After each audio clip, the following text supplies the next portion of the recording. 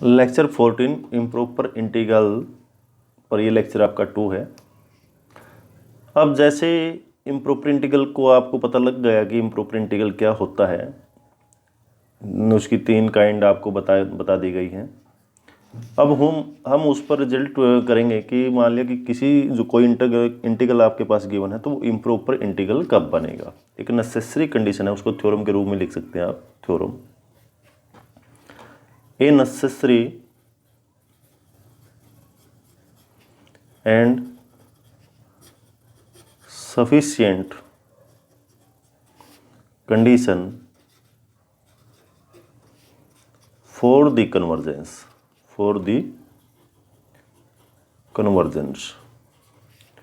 of improper integral। कौन सा integral? improper f dx at a। what is a? A is the point of infinite discontinuity, that is f is unbounded at this point a, where f is positive, यानी कि जो f है आपका सारा function क्या है, ये positive है। किस इंटरवल पर? सेमी क्लोज्ड इंटरवल पर, ए बी पर। Is that there exist a positive number m independent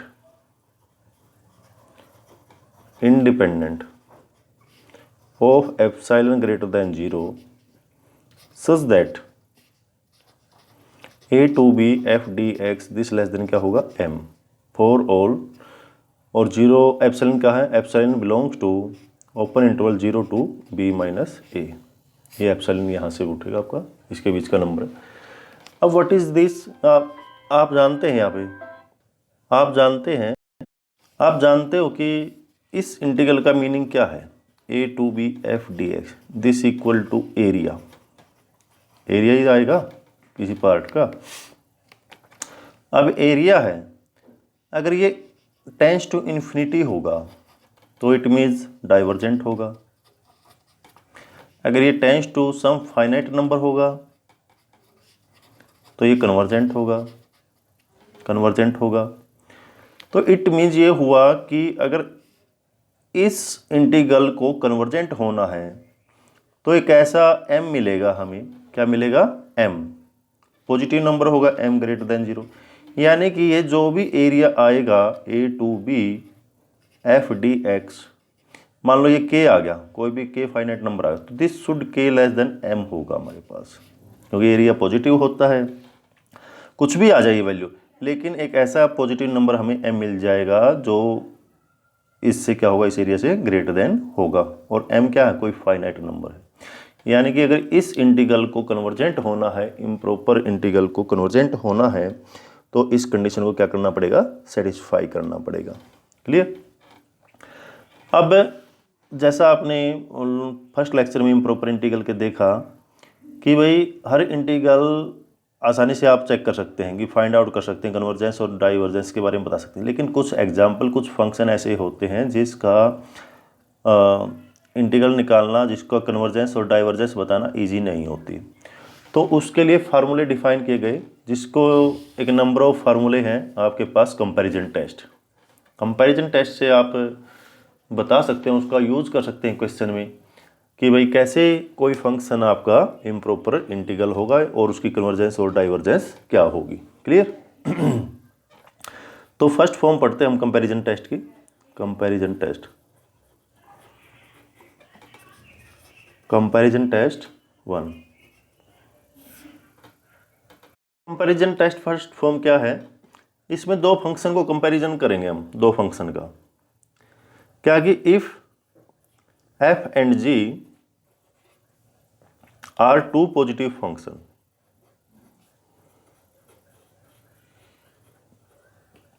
दो फंक्शन पॉजिटिव हैं, such that fx less than equal to gx for all x belongs to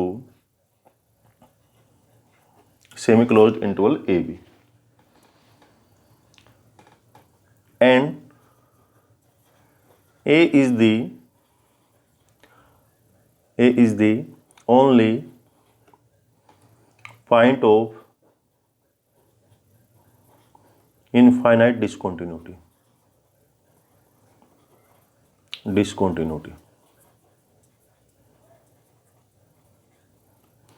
on closed interval AB. Then first part इसका comparison integral first का, then integral a b to g t x is convergent.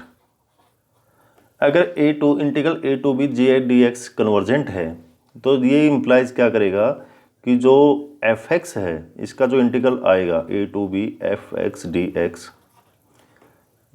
It is convergent, ये भी क्या होगा, convergent होगा। दूसरा, अगर integral A to B F D x is divergent, अगर ये डाइवर्जेंट है तो integral A to B G D x भी क्या होगा, डाइवर्जेंट होगा। इट मीन्स ये हुआ कि एफ डी एक्स अगर डाइवर्जेंट है तो जी डी एक्स डाइवर्जेंट होगा। अगर ये कन्वर्जेंट है तो हम इसके बारे में नहीं बता सकते, और अगर जी डी एक्स कन्वर्जेंट है तो हम इसके बारे में श्योर बता सकते हैं कि integral A to B F D x क्या होगा, कन्वर्जेंट होगा। अगर ये जी डी एक्स डाइवर्जेंट है तो हम इसके बारे में नहीं बता सकते क्योंकि स्मॉल फंक्शन है इससे जी एक्स से। तो जी डी एक्स की कन्वर्जेंट एफ एक्स की कन्वर्जेंट बताती है और एफ एक्स की डाइवर्जेंट जी डी एक्स की डाइवर्जेंट बताती है। तो ये फर्स्ट फॉर्म थी आपकी। सेकंड फॉर्म कंपैरिजन टेस्ट की, सिर्फ हम इनके स्टेटमेंट करेंगे और उनको लर्न करेंगे, डायरेक्टली क्वेश्चन में यूज करेंगे। कंपैरिजन टेस्ट की सेकंड फॉर्म क्या है कि if F and ji are two positive function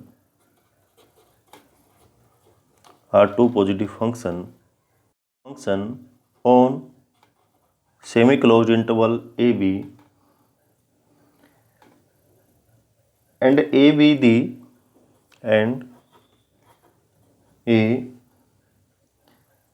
be the only point of infinite discontinuity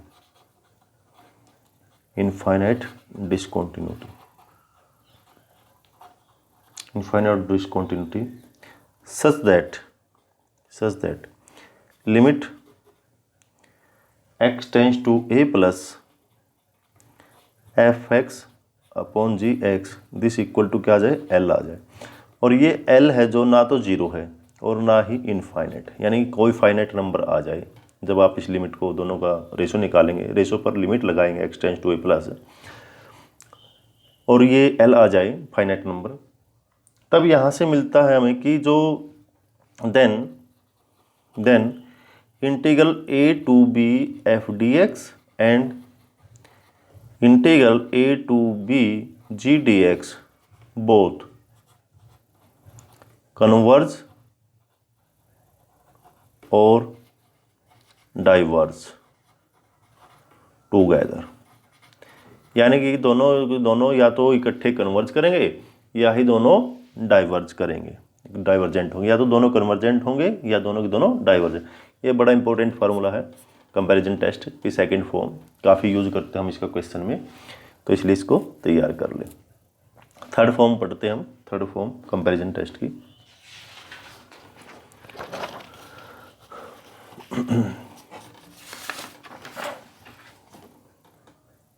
test third form,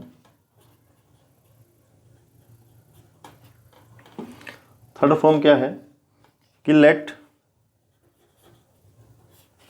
F and ji are two positive function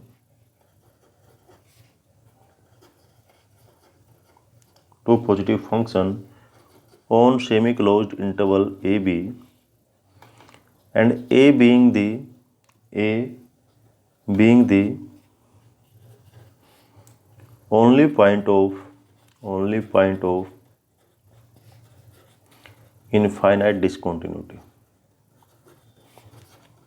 infinite discontinuity को मैं बार बार बता रहा हूँ कि इसमें इसका मीनिंग ये है कि function is unbounded at that point,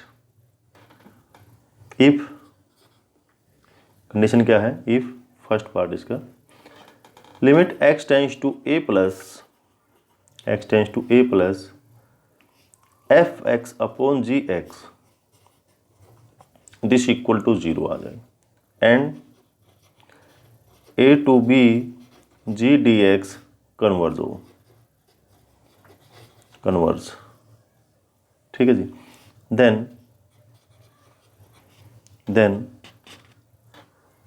integral a to B F D x is convergent, ठीक है जी। तो इसमें दो कंडीशन आएंगे आपके पास कि पहले तो ये लिमिट, क्योंकि वहाँ पर दो केस बच गए थे जो इससे पीछे वाला कंपैरिजन टेस्ट सेकंड था कि जीरो के लिए हमने डिफाइन नहीं किया। ये केस कंपैरिजन टेस्ट जीरो के लिए डिफाइन करता है कि अगर एफ एक्स अपॉन जी एक्स क्या आ जाए, लिमिट 0 आ जाए, और इसमें अगर जी डी एक्स कन्वर्जेंट हो तब आपके पास एफ डी एक्स, ये integral A to B F D x क्या हो जाएगा, कन्वर्जेंट हो जाएगा। और अगर केस इन्फिनिटी का आ जाए सेकंड फॉर्म में, limit x tends to a plus f x upon ji x this equal to क्या आ जाए, इन्फिनिटी आ जाए and integral a to b g D x ये डाइवर्ज कर जाए, डाइवर्ज, तब ये एफ एक्स के बारे में क्या कहता है कि this integral F D x is diverge, ये डाइवर्ज करेगा, ठीक है जी। ये जीरो और इन्फिनिटी के लिए जो आपके सेकंड कंपैरिजन टेस्ट सेकंड में जीरो और इन्फिनिटी का केस छूट गया था, अब ये उसको कवर कर लेता है। तो इस तरीके से कंपैरिजन टेस्ट की थर्ड फॉर्म, वैसे तो फॉर्म काफ़ी फॉर्म है इसकी, third fourth and so on, but हम उन सारों को ना पढ़ करके इम्पोर्टेंट फॉर्म को यहाँ पर कर रहे हैं।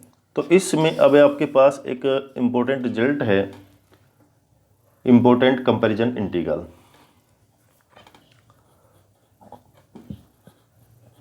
an important comparison integral।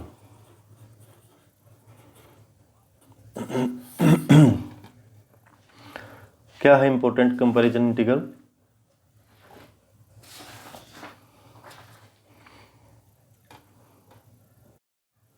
First है the improper integral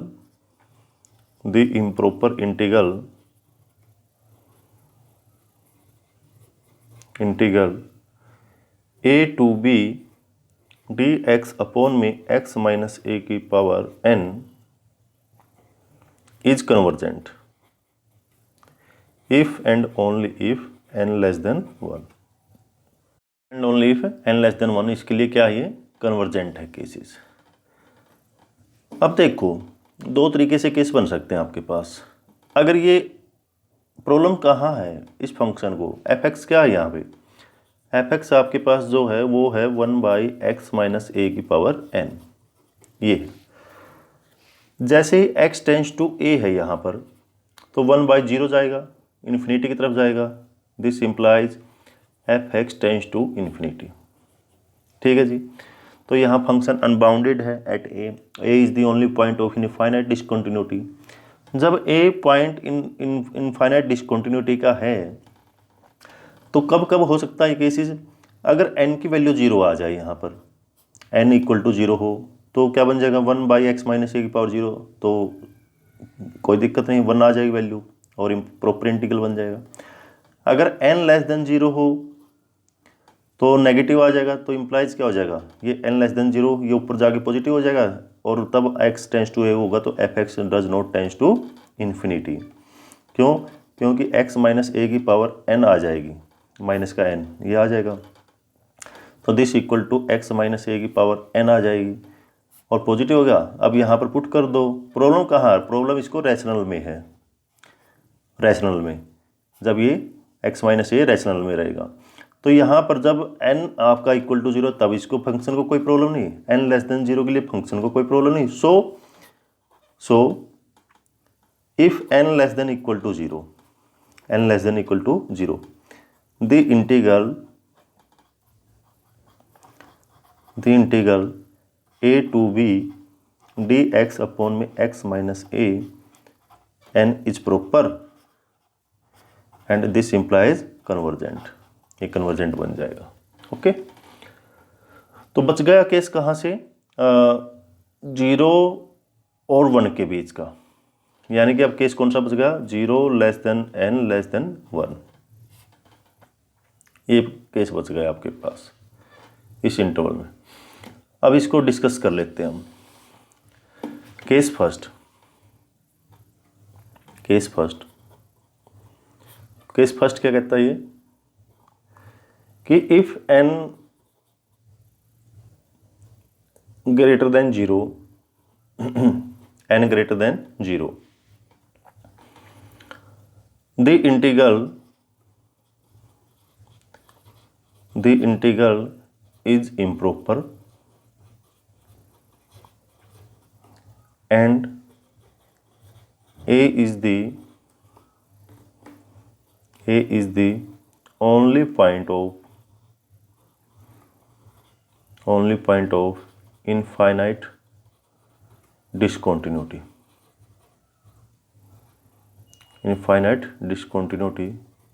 of the integrand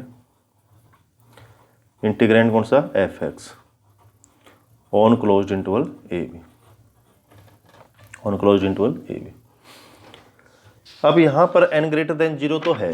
अब दो केस हो सकते हैं, ये 1 के लिए भी डिस्कस होगा ये केस, तो क्योंकि n लेस देन 1 के लिए कह रहा ना कि या तो n जब 1 होगा या नॉट इक्वल टू 1 होगा। अब यहाँ पर क्या है कि जब इफ n इक्वल टू 1,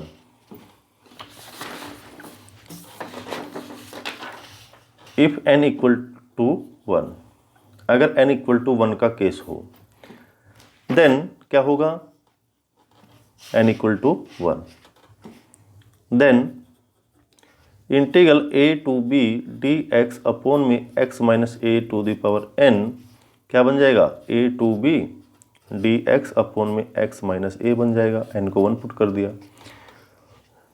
ठीक है जी, a क्या है, पॉइंट ऑफ इनफाइनाइट डिसकंटिन्यूटी है, और इस टाइप के इंटीग्रल को लेक्चर आपने फर्स्ट में करना सीखा है। कैसे सीखा है कि यहाँ पर हम limit epsilon tends to 0 plus ये ले लेंगे, और क्या बन जाएगा, a plus epsilon to b dx upon में x माइनस a आ जाएगा।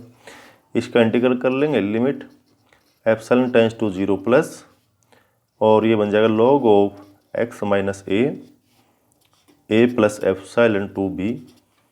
ठीक है जी, और यहाँ से क्या कर लेंगे, this implies limit epsilon tends to 0 plus, ये आ जाएगा log ऑफ, लिमिट को अप्लाई करेंगे b माइनस a और माइनस log ऑफ एप्सिलॉन, ये आ जाएगा।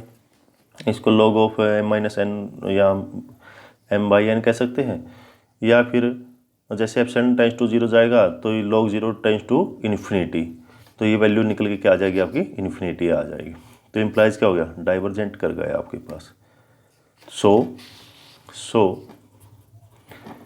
a to b dx upon x minus a to the power n is diverge किसके लिए, if n equal to 1, n equal to 1 के लिए क्या करता है, डाइवर्जेंट है ये जो इंटीग्रल है। अगर सेकंड केस एज्यूम करें हम, केस सेकंड कौन सा, कि if n not equal to 1, इसके लिए डिस्कस करते हैं। अगर n नॉट इक्वल टू 1 है तो क्या बनेगा आपके पास, a to b dx upon में x minus a to the power n, this equal to limit epsilon tends to 0 plus a to b a plus epsilon b x minus a to the power minus n dx, ये आ जाएगा आपके पास। और जब इसको solve करेंगे तो क्या आ जाएगा, limit epsilon tends to 0 plus, right hand limit, यहाँ एप्सिलॉन टेंड्स टू 0 प्लस का मतलब राइट हैंड लिमिट एग्जिस्ट करनी चाहिए, x minus a to the power 1 minus n upon में 1 माइनस n, इसका इंटीग्रल किया आपने तो ये वैल्यू आपके पास आ जाएगी, और this a plus epsilon to b, यहाँ से क्या आ जाएगा, limit epsilon tends to 0 plus और 1 अपॉन 1 माइनस n तो बाहर आ जाएगा, अंदर क्या बचेगा, लिमिट अप्लाई कर दीजिए, अपर लिमिट और lower limit, b minus a to the power 1 minus n, और a प्लस एप्सिलॉन ए से कैंसिल हो जाएगा, एप्सिलॉन की पावर क्या आ जाएगी, माइनस एप्सिलॉन की पावर क्या आ जाएगी, 1 माइनस एन आ जाएगी। ठीक है जी, ये आ जाएगा। और अब इस इंटीग्रल को, that is now limit epsilon tends to 0 plus 1 upon 1 minus n into b minus a to the power 1 minus n minus epsilon to the power 1 minus n. What is this, this is equal to, this is equal to, अब n पर case defined है, n not equal to 1 है ये, n not equal to 1। तो क्या problem आएगी जब n greater than 1 होगा और n लेस देन 1 होगा, तो देखिए क्या केसेस आएगा। तो जब n ग्रेटर देन 1 होगा, इफ n ग्रेटर देन 1, देखिए n ग्रेटर देन 1, अगर n ग्रेटर देन 1 होगा तो देखिए 1 माइनस एन है एप्सिलॉन की पावर, तो यहाँ क्या बचेगा, जब n ग्रेटर देन 1 है तो 1 में से 1 जब रिड्यूस करेंगे ग्रेटर देन 1 से, तो ऑब्वियसली बात है यहाँ पावर माइनस बचेगी। अब जब माइनस पावर बचेगी तो एप्सिलॉन कहाँ चला जाएगा, 1 अपॉन एप्सिलॉन की पावर बन जाएगा, और एप्सिलॉन क्या टेंस टू 0, तो वो कहाँ चला जाएगा, इन्फिनिटी की तरफ। तो ये केस क्या आ जाएगा, इन्फिनिटी आ जाएगा। अगर n लेस देन 1 हुआ, n लेस देन 1 हुआ, 0 से बड़ा आप केस मान के चल रहे, 0 less than n less than 1 हुआ, तो n लेस देन 1 में क्या बचेगा, ये पावर पॉजिटिव बचेगी, ये पावर पॉजिटिव बचेगी। अब एप्सिलॉन भी ऊपर बचेगा आपका, एप्सिलॉन टेंस टू 0, तो 0 करेंगे यहाँ से, तो ये तो 0 बन जाएगा। पावर क्या बच जाएगा फंक्शन में, ये बच जाएगा आपके पास 1 upon 1 minus n into b minus a की पावर 1 माइनस एन। क्लियर, तो ये आपके पास वैल्यू बच जाएगी। और जब ये बच जाएगी तो ये इस केस के लिए क्या बन गया, कन्वर्जेंट बन गया। So a integral A to b d x upon में x minus a to the power n converge for 0 less than n less than 1 and diverge for n greater than 1। Clear, तो ये बड़ा important result था, आप इसको कर सकते हैं। इसी के साथ एक सेकंड रिजल्ट भी है आपका। सेकंड रिजल्ट क्या है, रिजल्ट ये है, इसी के यूजफुल रिजल्ट है ये भी, कि the improper integral A to b d x upon में b minus x to the power n is convergent if and only if n less than 1। ये भी n less than equal to के लिए convergent होगा। वहाँ पर क्या था, x माइनस ए था इससे पहले वाले में, यहाँ पर क्या है b माइनस एक्स। तो इसी को सेम आप डिस्कस करके देख लेना, इसको करके देख लेना, दोनों ही रिजल्ट बड़े इंपॉर्टेंट हैं, इसको खुद कर लेना। ठीक है, क्वेश्चन ये है, question integral 0 to pi by 2 sine to the power m x upon में x की power n dx exist if and only if n less than m plus 1, n less than करना कि दिस इंटीग्रल एग्जिस्ट करता है या convergent है ये किसके लिए, n less than m plus 1 के लिए। मान लो सॉल्यूशन अगर इसकी बात करें, solution let i equal to 0 to pi by 2 sine m x upon में x की पावर n dx। अब यहाँ पर एफ एक्स की वैल्यू क्या है, what is this, this is this sine m x upon x की पावर n। इसको ऐसे भी लिख सकते हैं, साइन x अपॉन में x to the power m, नीचे n था ना, तो ये 1 अपॉन में x की पावर n माइनस m। इसको ऐसे भी लिख सकते हैं, कोई प्रॉब्लम है इसको आप ऐसा लिखने में, बिल्कुल भी नहीं, क्योंकि x की पावर m इंटू एक्स की पावर n माइनस m, तो क्या बच जाएगा, x की पावर n आ जाएगा, और साइन x की पावर m रह ही जाएगा आपके पास। तो पॉइंट ऑफ इनफाइनाइट डिसकंटिन्यूटी क्या है यहाँ पे? जीरो। जीरो पे इस फंक्शन को प्रॉब्लम है, क्यों है ना, कि जैसे जीरो रखेंगे तो टाइम्स टू कहाँ जाएगा? इन्फिनिटी की तरफ जाएगा, इस फंक्शन को इन्फिनिटी की तरफ ले जाएगा ये। तो a is the only point of infinite discontinuity. जब a is the only point of infinite discontinuity है तो हम क्या करेंगे? हम इसको ऐसे करेंगे कि limit and limit x tends to 0 plus a plus that is fx. What is this? This equal to limit x tends to 0 plus sin x upon में x to the power m into 1 upon x to the power n minus m. This equal to क्या आएगा? This equal to क्या आ जाएगा? अब आपको पता है ये तो बन जाएगी 1, limit x tends to 0 plus में ये फंक्शन की वैल्यू क्या बन जाएगी? 1। बचा क्या? x की पावर n माइनस एम। तो अगर ये n माइनस एम, अब ये केस है जो इसकी x की पावर है, अगर ये n minus m less than 0 हुआ तो ऊपर चला जाएगा x, तो लिमिट क्या आ जाएगी? x टेंस टू 0 करेंगे तो ये आ जाएगा 0। और अगर n इक्वल टू m हुआ तो दोनों में n इक्वल टू m में क्या हो जाएगा? 0, पावर बन जाएगी तो ये 1 बन जाएगा, तो ये 1 आ जाएगा इसके लिए। और अगर n minus m greater than 0 हुआ तो ये क्या आ जाएगा? पॉजिटिव आ जाएगा, और ये कहाँ चला जाएगा? इन्फिनिटी की तरफ चला जाएगा if x tends to 0 plus. तो ये 3 वैल्यूज आपको मिली। 2 के लिए तो ये कन्वर्जेंट है और एक के लिए क्या ये डाइवर्जेंट है। तो इस तरीके से लिख सकते हैं, इसको आप 1 नाम दे लो अगर। Therefore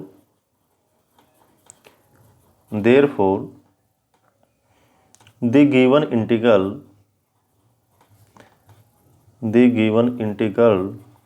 1 is proper integral and convergent for, किसके लिए कन्वर्जेंट है? n माइनस एम जब लेस देन 0 उसके लिए कन्वर्जेंट है, and n equal to m के लिए, इसके लिए कन्वर्जेंट है। और क्या कह सकते हैं? और से n less than equal to m, क्योंकि ये क्या कंडीशन देगा आपको? n लेस देन m के बराबर है ये, तो n लेस देन m और n इक्वल टू m के लिए क्या है? ये कन्वर्जेंट बन जाएगा। n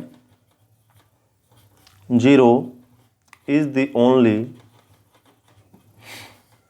point of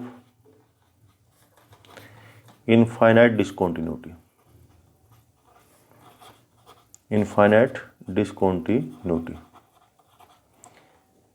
of f in closed interval 0 to π/2। क्योंकि आपको पता है कि ये जो फंक्शन है, इस फंक्शन में सिर्फ 0 is the only point of infinite discontinuity in closed interval 0 to π/2। कब? जब ये n ग्रेटर देन m है, if n minus m greater than 0 और n ग्रेटर देन m, इसके लिए। आल्सो अब फंक्शन आपके पास कैसा है? ये फंक्शन तो ये फंक्शन आपके पास, ये कह लीजिए या ये कह लीजिए। अब ये फंक्शन पॉजिटिव है क्या? इस closed interval, open interval 0 to π/2 में, क्लोज्ड इंटरवल 0 to π/2, क्योंकि x है 0 to π/2। अगर बात डिस्कस करें आप तो 0 to π/2 इस तरीके से चलेगा, आपके पास ये 0 और ये π/2, ठीक है जी। इसमें x की पावर n है तो कोई दिक्कत नहीं है। 0 to π/2 में जैसे जैसे x की वैल्यू रखेंगे तो आप ये पॉजिटिव वैल्यू रहेगा। और यहाँ पर साइन का ग्राफ भी क्या रहता है? साइन π/2 पे 1 होता है ना, तो इस तरीके से। तो साइन भी फंक्शन पॉजिटिव है, दोनों फंक्शन पॉजिटिव हैं, साइन x भी और x 1/x भी, दोनों ही पॉजिटिव फंक्शन है। तो जब दोनों फंक्शन पॉजिटिव हैं तो दोनों की प्रोडक्ट भी पॉजिटिव ही है। तो यहाँ से ये लिख सकते हैं also fx greater than 0 in 0 to π/2। अब यहाँ पर हम मान लेते हैं कि टेक जी एक्स, कंपेरिजन करेंगे। अब कंपेरिजन से हम निकालेंगे कि कैसे दो फंक्शन का कंपेरिजन एफ एक्स और जी एक्स एज्यूम करके कि ये फंक्शन, ये इंटीग्रल क्या होगा, कन्वर्जेंट होगा या नहीं होगा। Take g x equal to 1/x⁻n - m when n - m greater than 0, और कह सकते हैं और n ग्रेटर देन m। आपके पास ये आ जाएगा n ग्रेटर देन m। अब कंपैरिजन टेस्ट की सेकंड फॉर्म लगाते हैं हम। तो सेकंड फॉर्म क्या कंपैरिजन टेस्ट की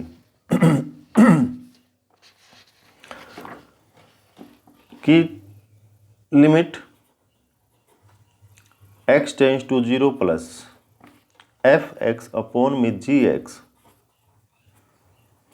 this equal to limit x tends to 0 plus f(x) की वैल्यू क्या थी, sin x अपॉन में x to the power m into 1/x⁻n - m, और gx की वैल्यू क्या थी, gx को फंक्शन क्या लेके चले, 1/x⁻n - m। तो इक्वल टू किसके बराबर आ जाएगा, limit x tends to 0 plus यह आ जाएगा sin x अपॉन में x टू पावर m आ जाएगा, इसके बराबर आ जाएगा। ठीक है जी। और ये जब ये बचा, इससे तो ये कैंसिल हो ही जाएगा, तो ये बच गया, तो ये किसके बराबर आ गया, 1 के बराबर आ गया। अब 1 क्या है, ना तो ये 0 है और ना ही क्या है, ये इन्फिनिटी है, तो एक फाइनाइट नंबर आ गया 1। अब आपको पता है जब 1 फाइनाइट नंबर आ जाएगा तो हम क्या कहते हैं कि दोनों ही जो इंटीग्रल हैं a to b और f(x) और gx क्या करेंगे, आपके आइदर कन्वर्ज और डाइवर्ज टुगेदर करेंगे।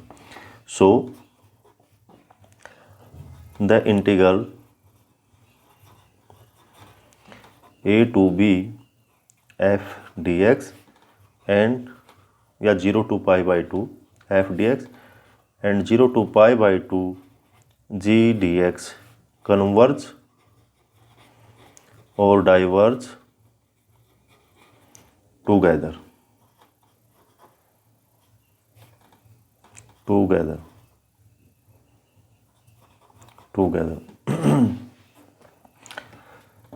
but the integral a to 0 to π/2 gx dx, that is 0 to π/2 dx upon में x की पावर n-m, और n-m क्या है यहाँ पे, ग्रेटर देन 0 है। ये जो इंटीग्रल है, इस टाइप का इंटीग्रल इज कन्वर्जेंट। ये कन्वर्जेंट कब होगा, जब ये जो पावर है n-n, if and only if, ये रिजल्ट आप आगे आएगा, मैं कराऊंगा इसको, तो एज ए रिजल्ट रख लेना इसको। dx अपॉन में x की पावर n,